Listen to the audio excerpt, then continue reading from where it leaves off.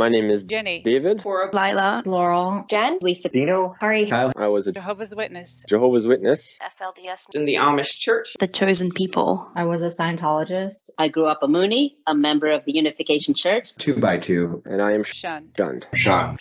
Shunned. Shunned. Shunned. All right, so today I've got Dino here, a Shun podcast veteran.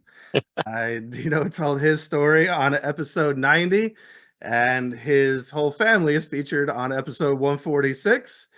So if after this you want to go learn more about Dino, you can, and his family as well. He's got a lot to be proud of there after leaving Jehovah's Witnesses.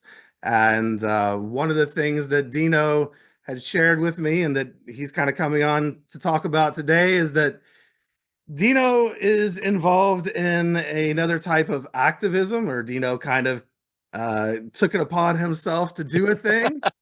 And I think that it's something that other people could do as well from home. Anyone can do this. There's really not a lot of barriers to participation. And I think that it could give people a good feeling of involvement in the community and that they're doing something to help. So just to kind of, I guess, to start things off, let's just jump into the idea and what it is a little bit. And so if you could let us know a little bit about what the idea is and how it can help. Sure. Hello, shunned people. So the idea is that I ended up reaching out to the colleges and venues that were that the Jehovah's Witnesses were using for their regional conventions, and specifically the colleges, because I was a little irritated that the JWs were using venues that on campuses where they don't want their members to attend. And it was just, a little bit, not a little bit, a lot of hypocrisy, in my opinion. Won't send people to college unless it's to proselytize. Yeah, that's right. That's right. And so that was the starting point of this idea. Okay. And so then you observed that. That was somewhat frustrating to observe. And what did it lead you to do? So what is the idea where the rubber meets the road? Well, so there was a few things. One, when our family was still in the Witnesses, we would attend the University of Massachusetts, their arena up there. And that was a change because for years we had been going to the municipal, city-owned sites that were larger venues. And so they started constricting back a little bit to these smaller venues. And I think part of it was, it's the off season for the colleges. There's not a lot of activity going on in these arenas. So it's a good way to, I guess, bring in some income for the arenas over the summertime.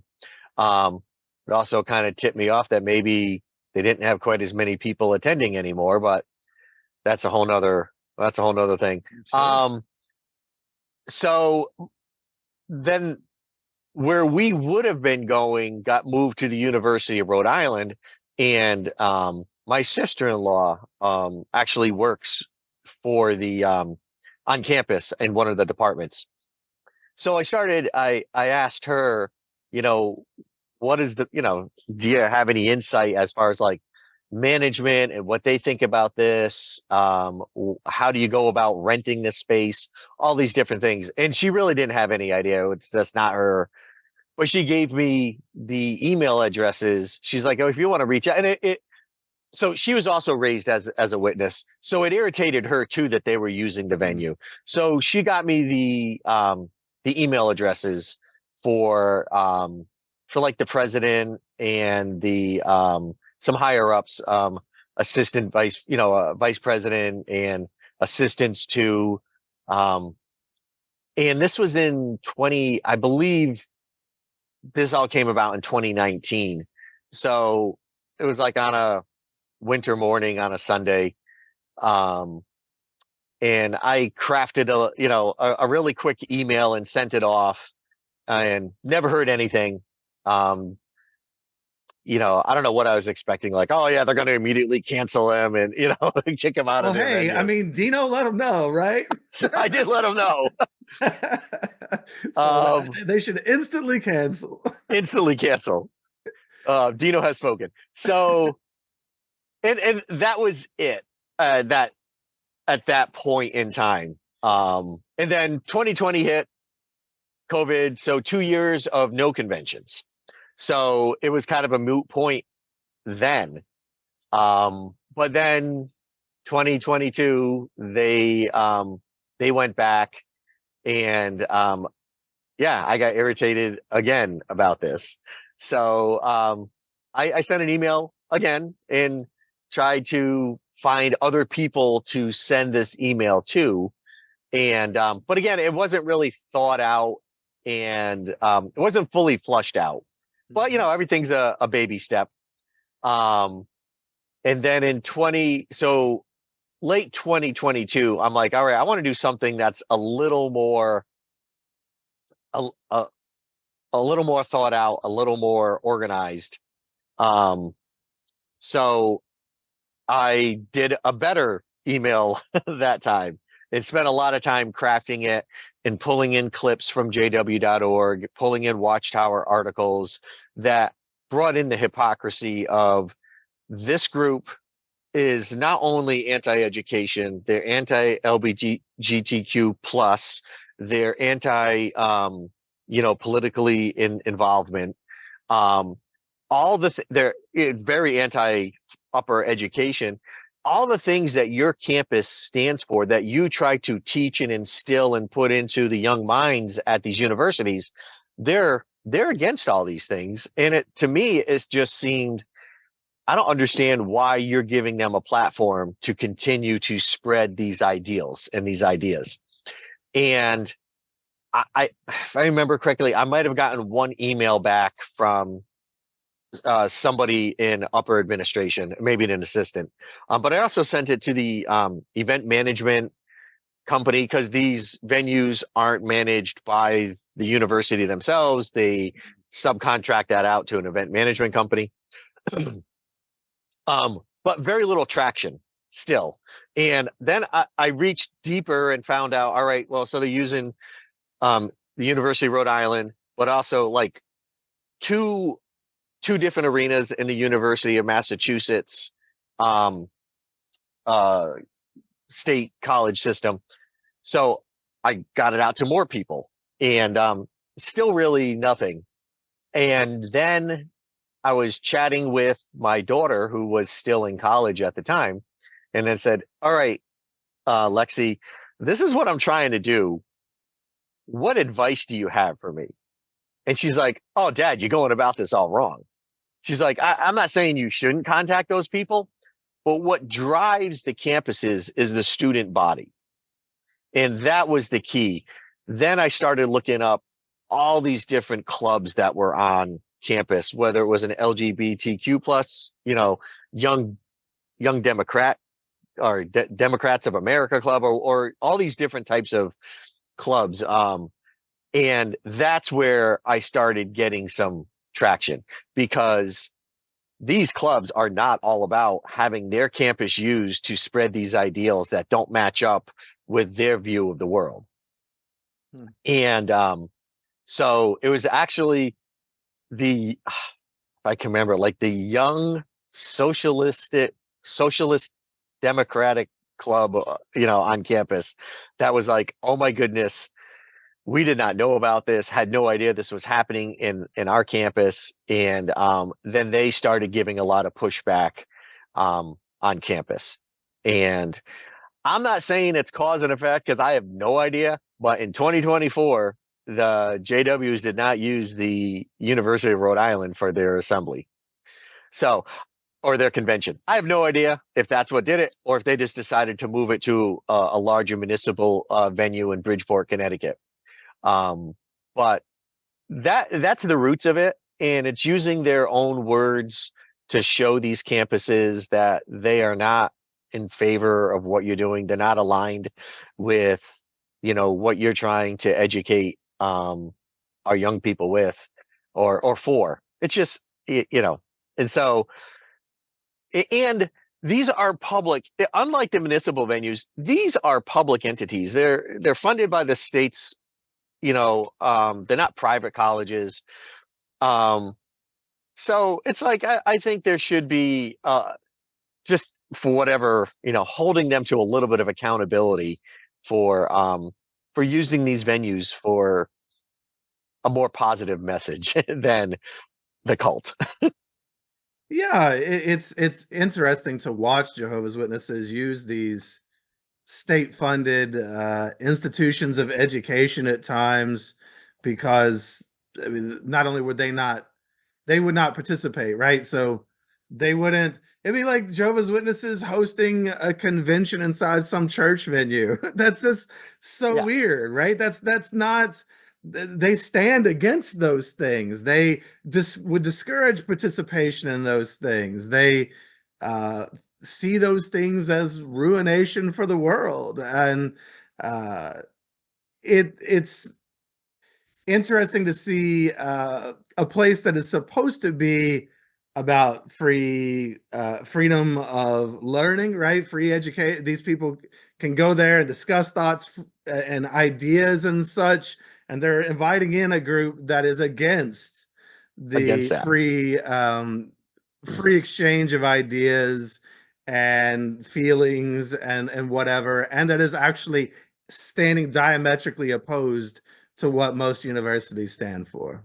Yeah, and even just the growth of a young person to grow into themselves and who they're going to Yeah, be. They stand against that too. They give you obviously very rigid confines of the type of person they expect you to be, and behavior.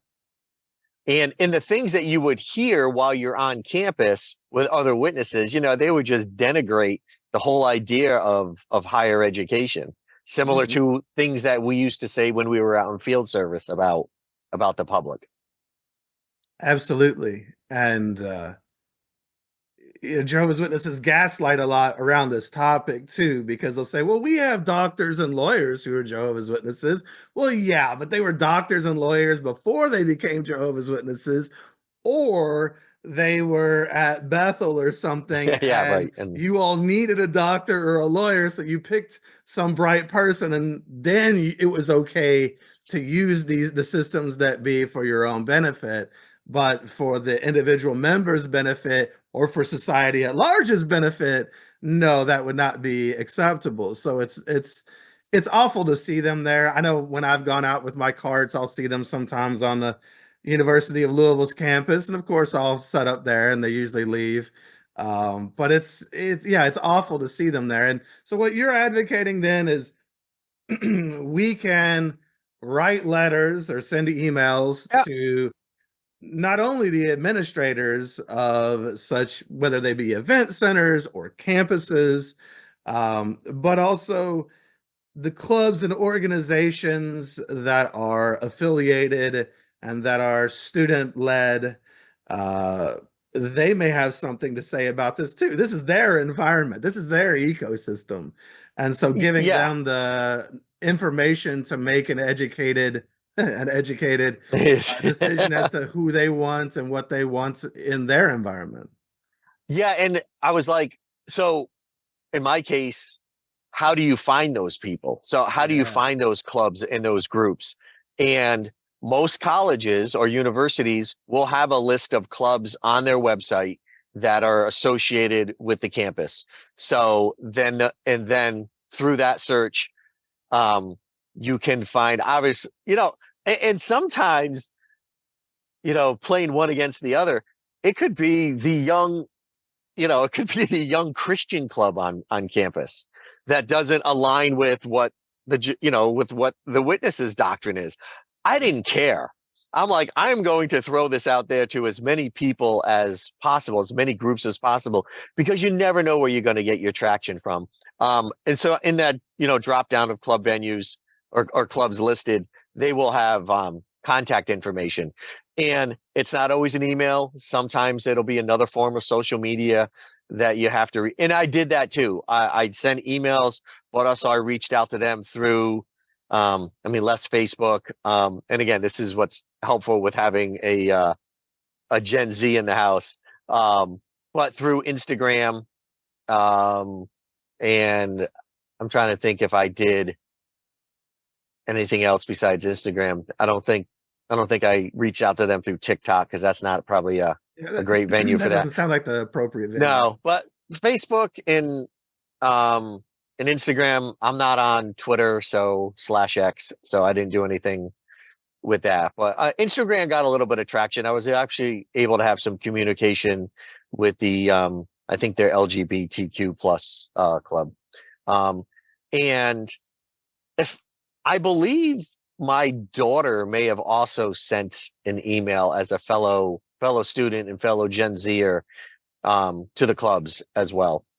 Sure, because it helps if you have a peer instead of some 55-year-old guy sending emails. But angry old man yells at the sky. get off my campus. But it was interesting you brought up about the carts, and I had read that, and there was actually a thread in the ex-JW Reddit about that, and seeing the JW carts on campus. And that's another great way that you can use basically the same tool, contact the clubs. And once they know, a little bit more about, I've seen it done with, when Scientology has tried to set up on campuses or near campuses, and these clubs will actually, they'll protest in front of them or near them. And we know what will happen. You know exactly what will happen once a protest comes up next to a JW cart. They're going to pack up and move on. So that's the easiest way to get them off campus. Right. And I just want to say, so as someone who does carts, as someone who has done a little protest by myself and different things, so I'm just going to say, I know a lot of people, when we were Jehovah's Witnesses, we were taught to be unreasonably connected to that group and to attach to that label and to attach to those people and to therefore become very defensive about them. And in the real world, when people are forming super racist groups or really hurtful groups of people, we don't just say, "Oh, but they're such nice people." we can acknowledge that maybe they are nice people to certain people in their lives or people who believe like them, but they're not nice to everybody. And no, they're not. Jehovah's Witnesses, while I'm not saying that there aren't people in there with good qualities, because there certainly are, and they are vastly misled, they're still promoting things that are actively harming humans. People are taking their life because they're being so beat down by this thing. People are losing their life because they won't take blood, or people are not living a full life because they're not allowed to pursue an education or whatever the case may be, or to just be who they are sexually or to love who they love. Right. And so Jehovah's Witnesses, while they put a great smile on, and I know it might be your mom or your grandma, or it might have been you who was one of them, and we all did have some good qualities, we were still not doing a good thing.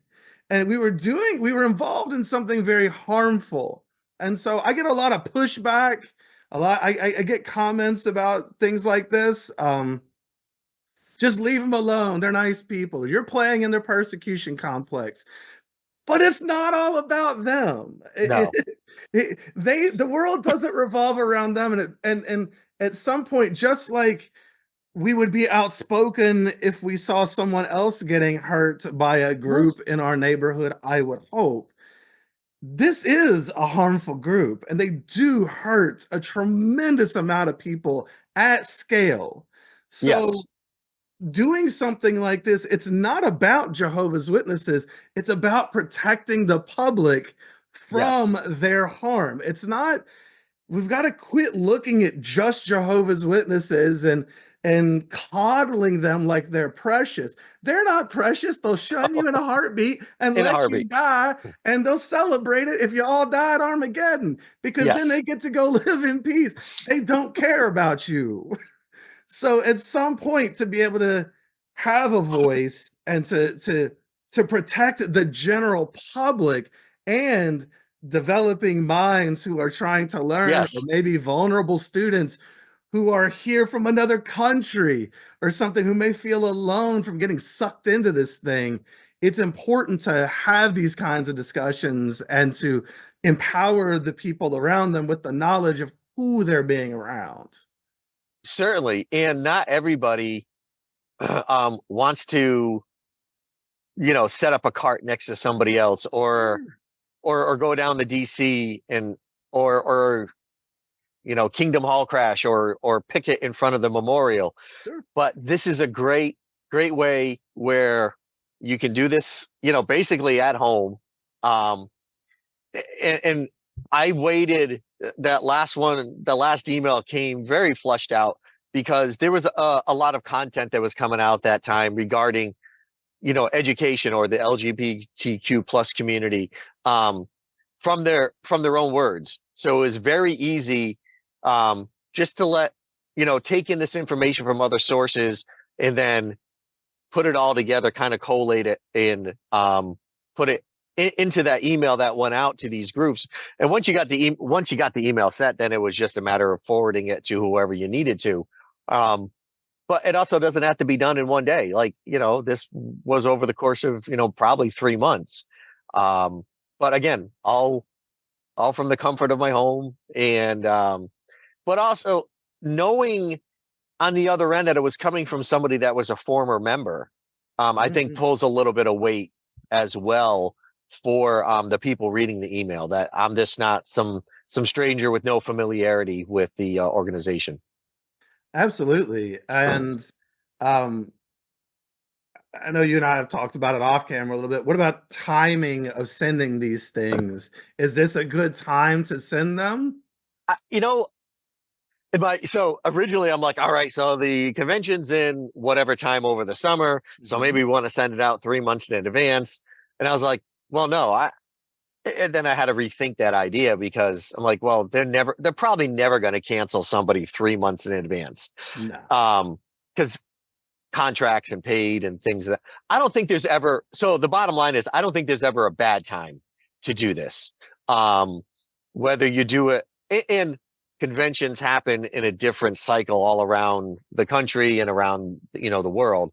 So I don't think there's ever a bad time. And, if you happen to send it while classes are in session, I think that's better, because the clubs are more activated and involved, and there's more activities going on while they're in session.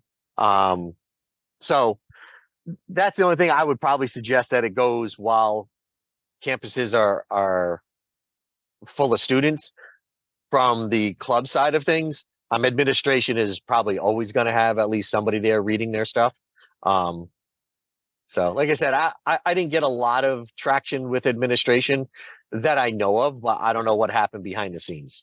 Well, and so I think that's a valuable point, because also I just want to float out there for anyone who wants to do this, that it's not just about traction gained and where they host their conventions. Even if nothing changes at that level, you're still educating the general People public. still read it, yeah, 100%. Right. You're still doing an anti-witnessing of sorts. You're just informing the public as to what this is. And the more people that know, the more inoculation there is against this virus, so to speak. So we're kind of vaccinating people in a way, letting them know what this thing is. And I mean, when I go out with my carts and I'm next to their JW carts, if they leave, you know what? They're going to come back tomorrow. I'm not going to stop them from ever showing up on that corner again. They're going to find another place to go, whatever. But if nothing else, for that day and that moment, anyone who's coming in contact with what's going on there is being made to think. And the Yes. same thing with this. Anyone who is going to receive these emails or letters or whatever, or correspondence through DMs on Instagram or whatever, you're educating the public. You're helping people to understand what this really is. And most people don't know, because Jehovah's Witnesses, in my opinion, are one of the more dangerous cults in a way, because of the impact that they have at scale and because they present so well. So nice. Yeah. Right? They're just these smiley, happy Christians with some kooky beliefs, and they don't celebrate holidays, whatever. They're not hurting anybody. They're not bothering anybody. And that's easy to dismiss because people don't know the rotten core that lies Lies underneath it. and Yep. how many people are being hurt by it. And so that this is an opportunity to at least make that known, or at least maybe somebody won't fall prey to this thing. You just don't know. You just don't know. Yeah, I always refer to it as the cult next door. You have no idea that it's going, what's going on, unless somebody comes out of it and tells you the craziness that was our lives. Yeah, I get it all the time from people that I meet. Oh yeah. Like, I had no idea. Well, how could you? Unless they don't lead with the rotten portion, right? They'd be a bad salesman if they led with that right at the door. Like, a friend of mine was going to see the musical Beetlejuice, and they're like, "Oh yeah, the movie." Blah blah. I'm like, "Nope, never saw it. No idea what you're talking about." And they're like, "Really?" I'm like, "Yeah, raising the cult. I got nothing. No clue. No clue. I've heard of it, but I've never seen it. I know it exists, Yeah. but and so what some people may be wondering, so how do I find out where they're holding their conventions? And as much as I hate to plug, the JW website, we all know what the letters are. You can go to their website and basically find a convention near me. The great part about that is it works off a zip code. So you can type in different zip codes. It doesn't have to, you can find the ones local to you, of course, but then you can either expand the area of how far away you want to go, or in my case, like, all right, I want to try the Mid-Atlantic region. So I would just pick up, like, say, Baltimore, Maryland zip code, and then I can do a search in that area. And I believe I was able to get emails out to, college campuses, halfway down the Eastern Seaboard and all of New England. That's really cool. And we don't even have to stop at college campuses, right? There's really you can write anyone. You can write anyone. Yeah. You're not going to get the same response, or if you're going through a privately rented center, they have a right to rent to whoever they want, whatever the case may be, or maybe it's state-owned and they have a right to be there in some way. Cool, great, whatever, but you can still educate people. You can still educate people, absolutely. I mean, as I understand it, Jehovah's Witnesses have a right to be on whatever sidewalk they want, as long as they're not impeding traffic, putting their carts out. But when I saw them in the middle of Clarksville, Indiana, at the most popular intersection where there's only car traffic, no one walks, but whatever, I still took the time and I wrote a letter we have a city manager instead of a mayor as a town. And I wrote about, hey, do you know who you have standing in the middle of your town? Do you know what they're professing, what they're believing? And again, I don't know what happened. I don't know the behinds of the scenes of any of this, but they stopped showing up. And that's all I know. So whatever. I'm not saying that did something, but if nothing else, I educated whoever read it. Maybe it was just, correlation is not causation.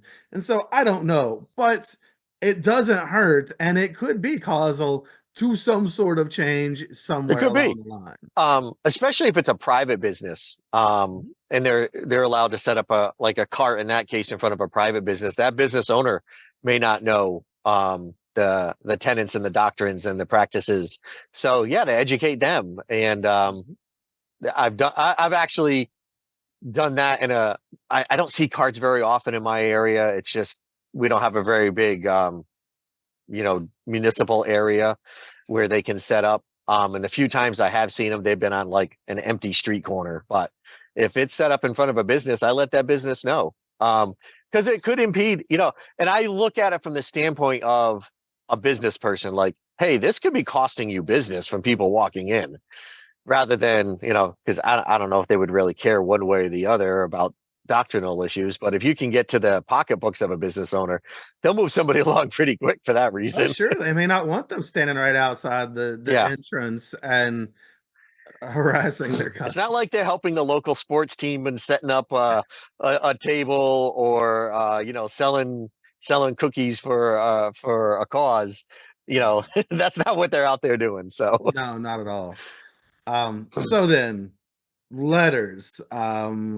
I know you have one that we can we may need to edit some things as links may have changed over yep, time or whatever, but what we'll do is so on the site exjwhelp.com, if you scroll down about 3/4 of the way down the page, there's a little box that says DIY activism.